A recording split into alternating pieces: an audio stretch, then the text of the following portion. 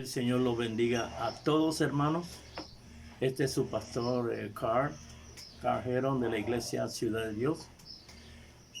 Hoy domingo 22 de marzo, para traerle el mensaje que el Señor puso para nosotros en el día de hoy. Quiero tomar el tiempo para leerles un versículo que está en la segunda carta del apóstol Pedro, en el capítulo 3 y versículo 9, que dice así: el Señor no retarda su promesa, según algunos la tienen por tardanza, sino que es paciente para con nosotros, no queriendo que ninguno perezca, sino que todos procedan al arrepentimiento. El mensaje que yo les traigo hoy es del papel que deben representar los hijos de Dios en medio de crisis. Y nosotros primeramente tenemos que reconocer que somos hijos de Dios. La Biblia dice en 1 de Juan 3:1: mirad cuál amor nos ha dado el Padre para que seamos llamados hijos de Dios. Por esto el mundo no nos conoce, porque tampoco le conoció a Él. Todos nosotros, luego de que recibimos a Cristo, somos ingresados en la familia de Dios para formar parte de su familia, y nunca debemos olvidar eso. Yo me acuerdo un tiempo que el Señor me habló diciendo: ahora tú has reconocido que eres hijo, porque ponía en medio mi servicio a Dios más que la comunión con Dios. Y nosotros tenemos que ver esto en todo el tiempo. Por eso Él dice que amarás al Señor tu Dios con todo tu corazón, con toda tu alma, con toda tu mente y con toda tu fuerza, porque es el primer y gran mandamiento. Y el segundo semejante a ese, que es amar a tu prójimo como a ti mismo. Pero yo quiero enfocarme en esto, ¿verdad? De lo que significa ser un hijo de Dios. La Biblia dice, y siempre voy a decir la Biblia porque yo comienzo con un versículo y termino con un versículo, porque la fortaleza de todos debe ser las palabras que habló el Señor. Dice: mas todos los que le recibieron, el Evangelio según San Juan, capítulo 1, versículo 12, dice: mas todos los que le recibieron, a los que creen en su nombre, le dio la potestad de ser hechos hijos de Dios. Hijo de Dios. Y voy a leerles también, ¿verdad?, otra versión de la Nueva Traducción Viviente. Dice: pero a todos los que creyeron en Él, los que le recibieron, les dio el derecho de llegar a ser hijos de Dios. Esta palabra potestad en el griego es la palabra exousia, que significa autoridad. Nos dio la autoridad para ser hechos hijos de Dios. La Nueva Versión Internacional dice en el versículo 13 de este mismo capítulo de Juan: ellos no nacen de nuevo, no mediante un nacimiento físico como resultado de una pasión o una iniciativa humana, sino por un nacimiento que proviene de Dios. Entonces podemos pensar esto, ¿verdad? Los hijos de Dios no son por concesión, no son por herencia, no son por un nacimiento físico, porque nacemos por confesar a Cristo delante de los hombres, que es nuestro Señor, y creer en el corazón que Dios lo levantó de los muertos. Así que es algo directamente de Dios que nacemos nosotros. Y esto echa por tierra las conjeturas de muchas personas que dicen que somos hijos de Dios porque somos criaturas de Dios, y eso no dice la Biblia. Pablo, en su carta a los Romanos, habla en el capítulo 8 y da definiciones específicas de lo que es un hijo de Dios. Romanos 8:14 dice, porque todos los que son guiados por el Espíritu de Dios, estos son los hijos de Dios. Y esta palabra, guiados, en el griego está en el tiempo presente. Significa que es una acción continua, repetitiva. Entonces el versículo realmente tendría que decir, todos los que son constantemente guiados por el Espíritu de Dios, estos son los hijos de Dios. Y no se trata, como algunos piensan, de que llevan esto al extremo, que es oír una voz y que dice, siervo, camina aquí, camina allá, camina. Esto no se trata de eso. Se trata de tomar elección todos los días, de escoger entre seguir lo que te dicta tus sentidos y lo que dice la palabra de Dios. Jesús, hablando a sus apóstoles en Mateo 16, le dice, mire, todo aquel que quiere venir en pos de mí, niéguese a sí mismo, tome su cruz y sígame. Y otra versión dice, niéguese diariamente. Y esta lección es la que debemos tomar todos nosotros, de seguir lo que dice la palabra de Dios, contrario a lo que nos dicen los sentimientos y nuestras emociones. Nosotros sabemos, hay otro versículo, ¿verdad?, que me llama la atención. Está en la primera carta de Juan, capítulo 3, versículo 14. Dice, nosotros sabemos que hemos pasado de muerte a vida en que amamos a los hermanos. El que no ama a su hermano permanece en muerte. Entonces, el Hijo de Dios no es un nominal de yo soy hijo de Dios, no, sino tus acciones van a mostrar lo que verdaderamente tú eres. Dice, amamos a nuestros hermanos.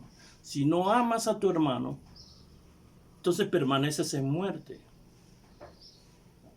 Ahora, y no quiero enfocarme mucho en esto porque créanme que hablaría aquí todo el día y no es el sentido de esta palabra que les traje, que el Señor me puso para ustedes hoy.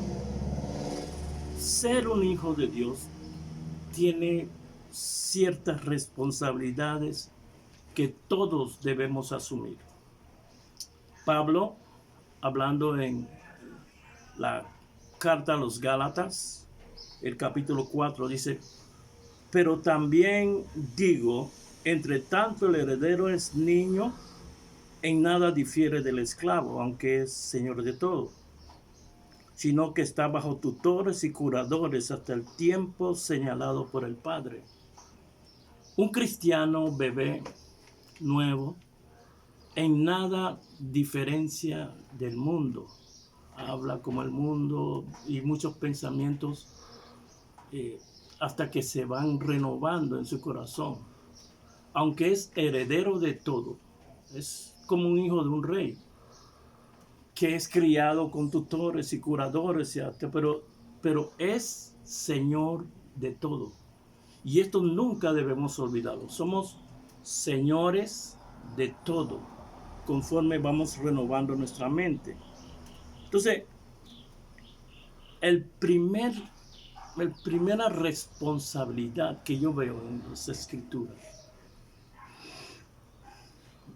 es velar por nuestros hermanos, velar por nuestros hermanos.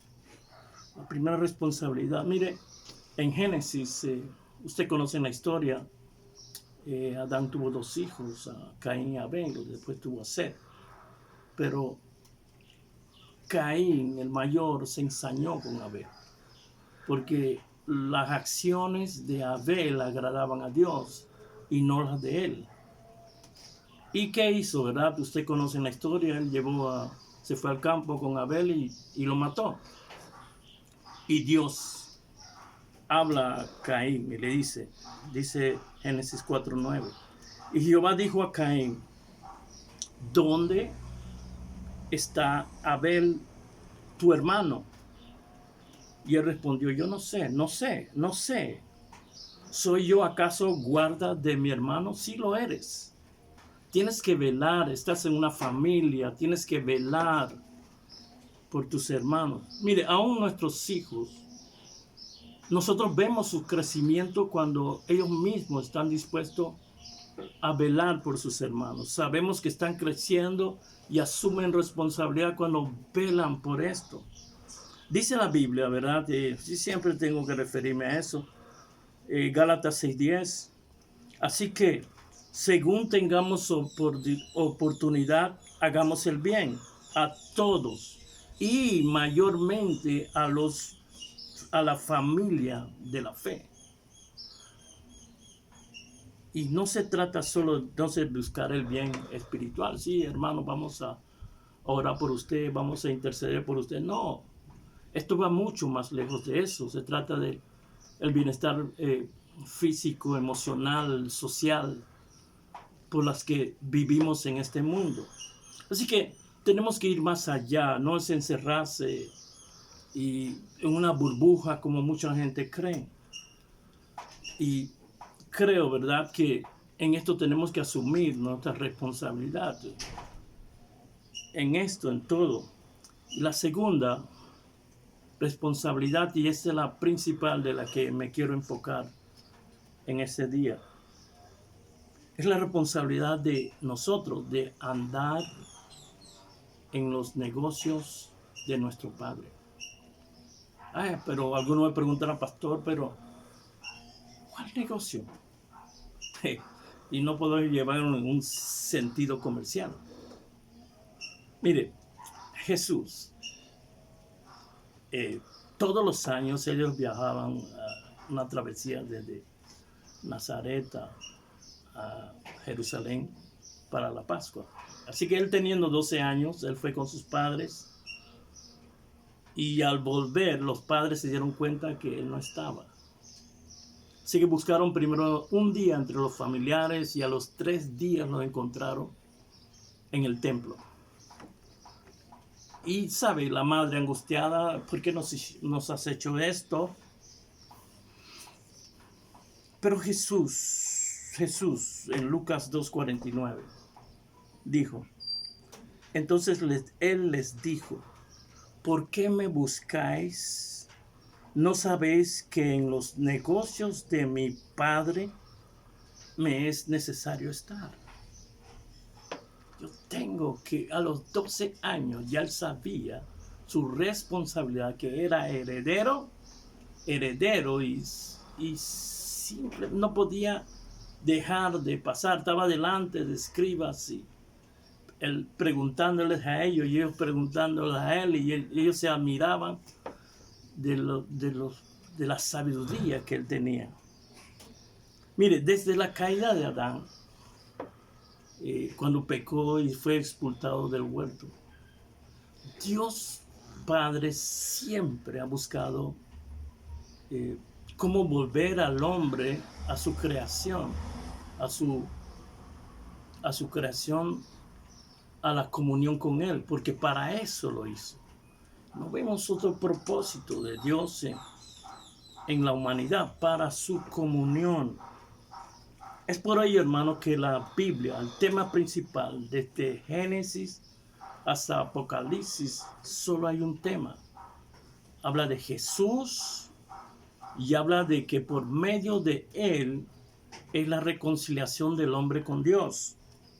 Y a pesar, hermano, que nosotros leemos en la Biblia que los actos de Dios, a veces los métodos que él usa, a veces nos parecen muy duros, pero la verdad es que todo lo que él hace, lo hace por amor. Su amor los lleva a hacer cosas para volver, pero el hombre no entiende. Mire, nosotros podemos conocer la voluntad de Dios leyendo los evangelios, la vida de Jesús. ¿Por qué? Porque Jesús a nadie negó favor, a nadie dejó de sanar a nadie, y siempre buscaba el bien de todos. Y él decía él mismo, yo vengo a hacer la voluntad de mi Padre.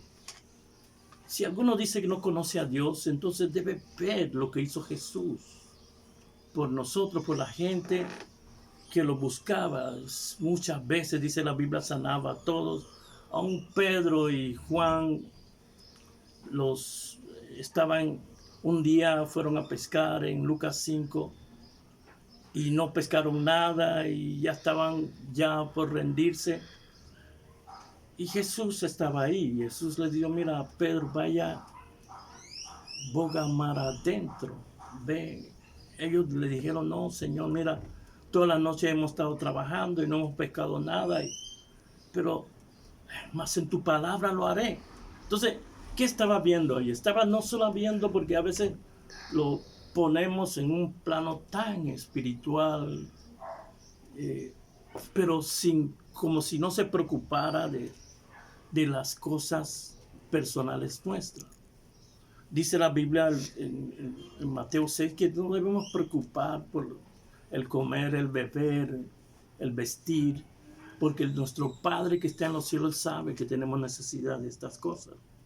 Ahora, el tema principal aquí es esta, ¿verdad? Ver la voluntad de Dios hacia nosotros. Y eso yo lo veo en este versículo base que les leí al principio. El Señor no retarda su promesa, según algunos la tienen por tardanza, sino que es paciente con nosotros, no queriendo que ninguno perezca, sino que todos procedan al arrepentimiento. Y esto no, ¿quién se arrepiente? Esto habla de que Él no se agrada en la muerte del mundo. Él no vino, y mire, el Señor no vino a echar a nadie al infierno. Él lo que vino es el hombre por darle la espalda a Dios. Él mismo se condena y se va para el infierno. Mire, nosotros somos hijos de Dios. Somos hijos de Dios. Y yo puedo decir, ¿verdad?, que me agrada decir eso. Soy hijo de Dios más que todas las cosas. Pero los hijos hacen las cosas que le agradan al Padre. Entonces nosotros hemos decidido, y me imagino que todos nosotros los que decimos que estamos en Cristo, hacer la voluntad del Padre. Somos hijos y hacemos la voluntad del Padre.